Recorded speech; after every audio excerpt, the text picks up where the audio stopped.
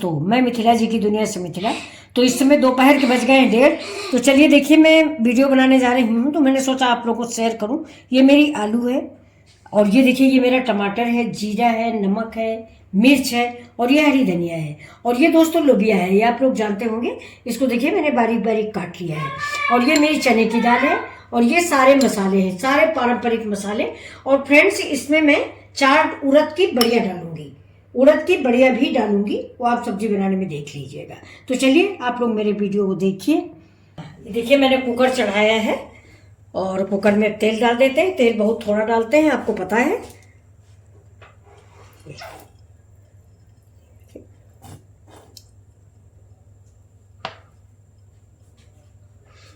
तेल आज खत्म भी है मेरे दोस्तों सरसों का, तो अभी हमको मंगाना है ये। लेकिन इतना तेल हमारे लिए अभी काफी है। तेल मेरा गर्म हो गया है। अब इसमें देखिए हम डालते हैं जीरा, और इसी में डाल देंगे तो हरी मिर्च,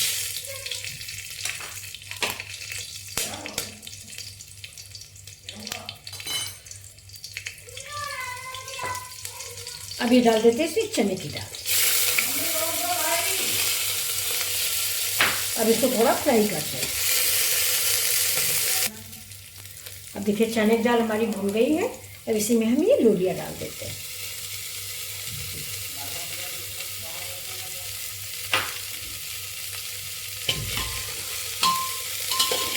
इसको भी थोड़ा हम भूनेंगे, और अब थोड़ी सी आलू डाल देते हैं।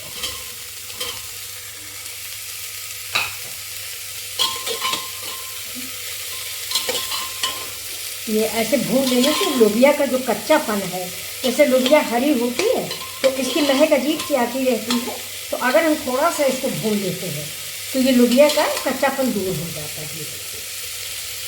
और इसमें हम डालेंगे इसी स्टेज पे थोड़ा सा नमक, और इसको फिर नमक डाल के भून लेते हैं। अब ये हमारी आज हम लोबिया की ग्रेवी वाली सब्जी बनाएंगे। अब थोड़ा इसका कच्चापन जब तक मिटता नहीं है तब तक हम इसको भूनते रहेंगे। इसी साथ ही थोड़ा सा कुक भी हो जाएगी, और चना की दाल डालने से इसमें सोंधापन और बढ़ जाता है। ये देखिए एक मेरी क्लिप मिस हो गई है दोस्तों, मैंने इसमें हींग भी डाल दिया थोड़ा सा। ये देखिए हींग इसलिए डाली जाती है कि ये लोबिया भी बादी होती है।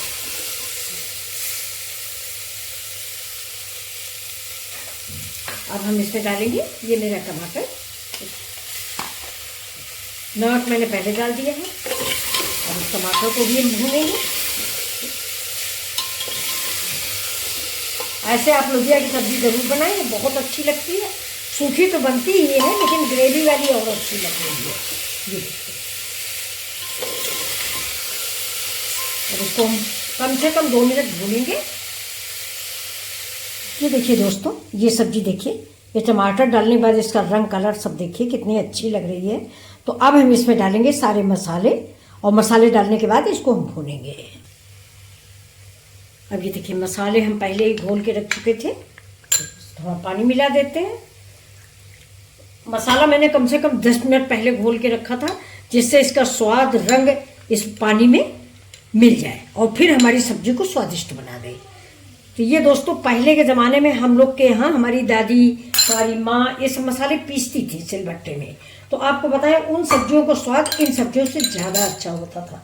आज हम 20 तरह के मसाले इस्तेमाल करते हैं, किचन मसाला, मीट मसाला, फिर भी वो स्वाद नहीं आता जो लोग धनिया, मिर्चा, लहसुन पीस के बनाती थी। लेकिन आपको बता दें, सिलबट्टे में जो बच्चे नहीं जानते, सिलबट्टे में वो लोग हमारे घर में क्या पीसा जाता था। धनिया दाने वाली, लहसुन 4-5 कलियाँ, प्याज और हल्दी और हरा मिर्चा या लाल मिर्चा, हरा मिर्चा नहीं लाल मिर्चे का इस्तेमाल होता था, जीरा, लौंग, ये अलग से पीस के रखती थी।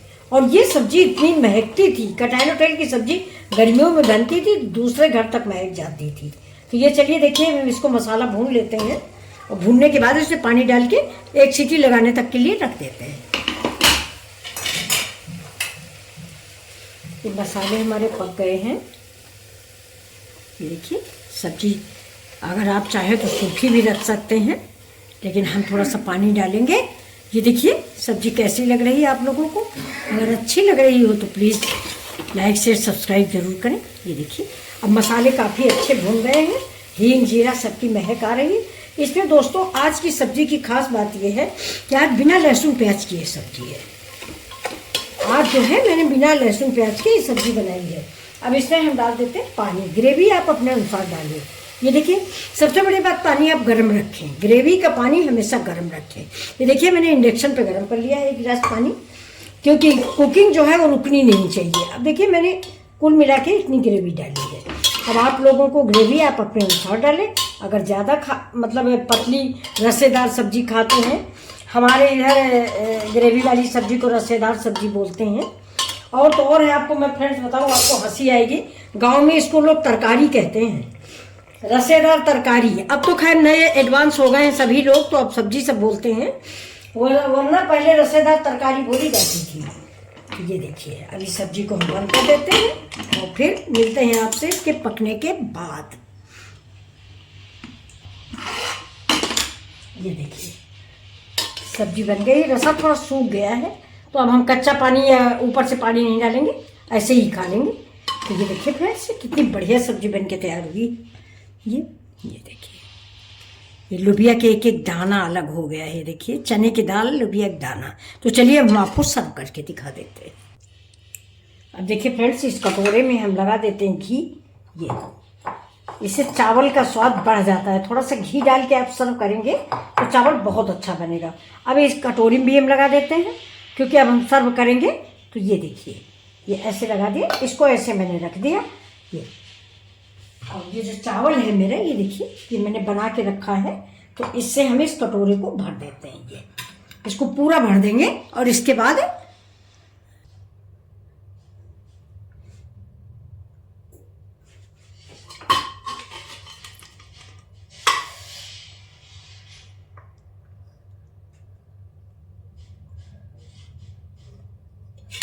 ये सब्जी देखिए दोस्तों बहुत ही अच्छी सब्जी बन गई है। आप चने की दाल जरूर थोड़ी सी डालें, तो लोबिया के दाने ये देखिए चने की दाल दोनों मिल के इस सब्जी का टेस्ट बदल देते हैं।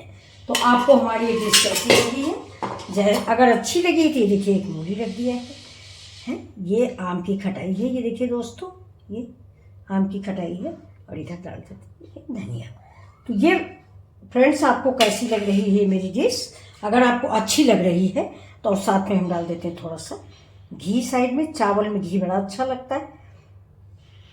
देखिए तो आपको कैसा लग रहा है?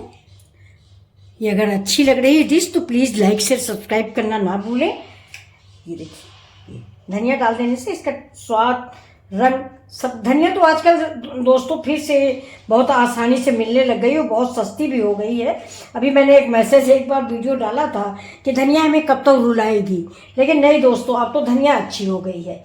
अभी चलिए एक ये हरा मिर्चा भी है, ये देखिए ये मैंने हरा मिर्चा भी रख दिया है।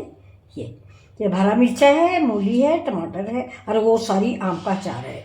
तो ये थाली आपके लिए रेडी है। ये देखिए, तो फिर मिलते हैं आपसे अगले वीडियो में।